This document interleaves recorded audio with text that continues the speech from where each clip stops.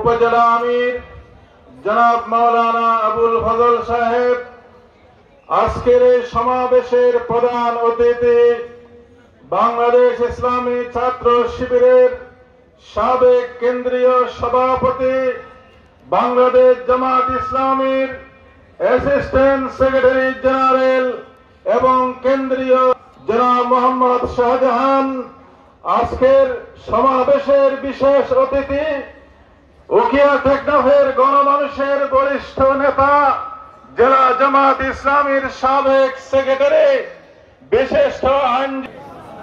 আমি সর্বপ্রথম মহান রব্বুল আলমিনের দরবারে শুকরিয়া জানাই যে রব্বুল আলমিন দীর্ঘ 17 বছরের একটি শ্বাসরুদ্ধকর একটি পরিস্থিতি থেকে, জালিমের শাসন থেকে মুক্ত করে মুক্ত আকাশে আজকে আমাদেরকে সমবেত হওয়ার, কথা বলার সুযোগ করে দিয়েছেন। সে আল্লাহর দরবারে শুকরিয়া জানাই, আলহামদুলিল্লাহ। সংগ্রামী ভাইসব, আপনারা জানেন যে ফ্যাসিস্ট আওয়ামী লীগ সরকার দীর্ঘদিন পর্যন্ত দেশের গণমানুষের কণ্ঠকে রোধ করে রেখেছিল। তাদের ইতিহাস হচ্ছে গণতন্ত্র হত্যার ইতিহাস। আপনারা জানেন শেখ মুজিবুর রহমান যখন এদেশ শাসন করেছিল, তখন সকল রাজনৈতিক দলগুলোকে নিষিদ্ধ করে একটি মাত্র বাদশাহ নামের দল গঠন করেছিল। তখন এক নেতার এক দেশ শেখ মুজিবের বাংলাদেশে পরিণত করেছিল। কিন্তু জুলুম শাহী যখন জুলুমের মাত্রা অতিক্রম করে আল্লাহর ফায়সালার জমিনে আসে, সেদিন 15 আগস্ট এমন ভাবে শেখ মুজিবের পতন হয়েছিল, বাংলাদেশের কোথাও জানাজা পড়ার জন্য একজন লোক পাওয়া যায়নি। অনুরূপ ভাবে শেখ মুজিবের কন্যা শেখ হাসিনা ভারতের এজেন্ডা বাস্তবায়নের প্রতিশ্রুতি দিয়ে বাংলাদেশের ক্ষমতায় এসে বাংলাদেশকে ভারতের অঙ্গরাজ্য বানানোর জন্য একের পর এক ষড়যন্ত্র করেছে। পিলখানার সেই অভিনয় করে বাংলাদেশের দেশপ্রেমিক সেনাবাহিনীকে সেদিন নির্মম ভাবে হত্যা করেছে।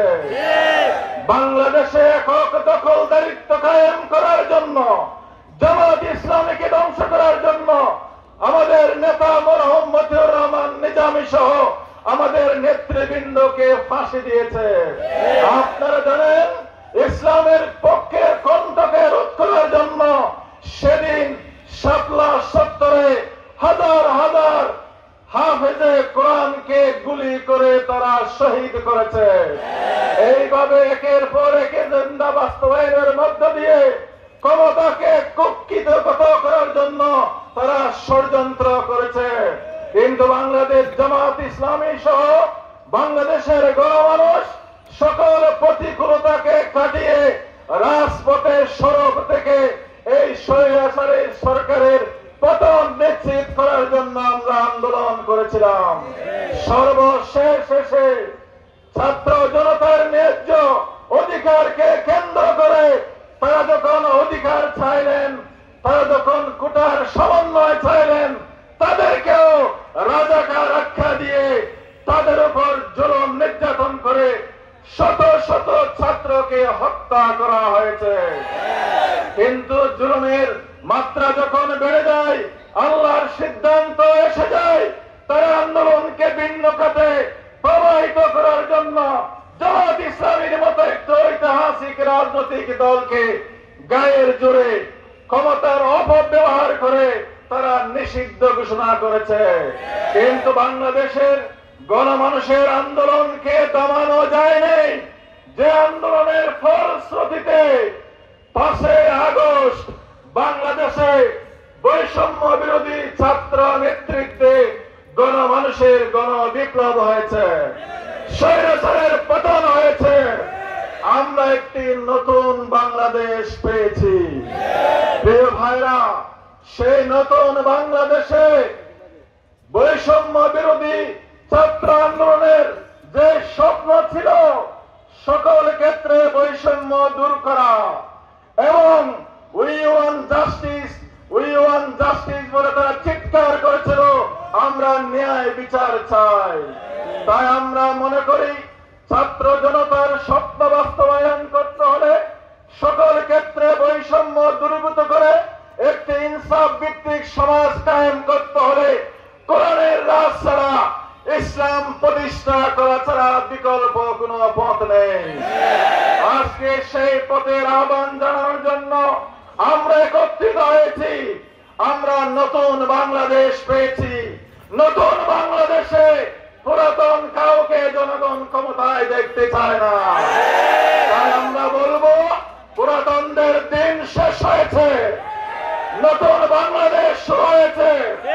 নতুন বাংলাদেশে জামাত ইসলামের নেতৃত্বে আমরা দেশে ইসলামী হুকুমত কায়েম করে সত্যিকারের গণতন্ত্র, ইনসাফ এবং বৈষম্য বিরোধী একটা সমাজ কায়েম করতে চাই। আসুন উখিয়ার সর্বস্তরের কর্মীদেরকে বলবো, সে কাজ যদি আমরা করতে চাই শুধু আশা আকাঙ্ক্ষা নিয়ে ঘরে বসে থাকলে হবে না। আজকে যারা এখানে এসেছেন, উখিয়া উপজেলার এমন কোন বাড়ি ঘর থাকবে না যেখানে জামাত ইসলামের দাওয়াত পৌঁছবে না। ইনশাআল্লাহ নতুন বাংলাদেশ গড়ার লক্ষ্যে উখিয়া উপজেলাকে ইসলামী আন্দোলনের দুর্জয় ঘাঁটিতে পরিণত করার জন্য আজকে থেকে অবিরাম সংগ্রাম শুরু হলো। আল্লাহ তাআলা এই সংগ্রামের মধ্য দিয়ে আমাদেরকে ইসলামী রাষ্ট্র প্রতিষ্ঠার মাধ্যমে জনগণের চূড়ান্ত বিজয় অর্জন করার তৌফিক দান করুন।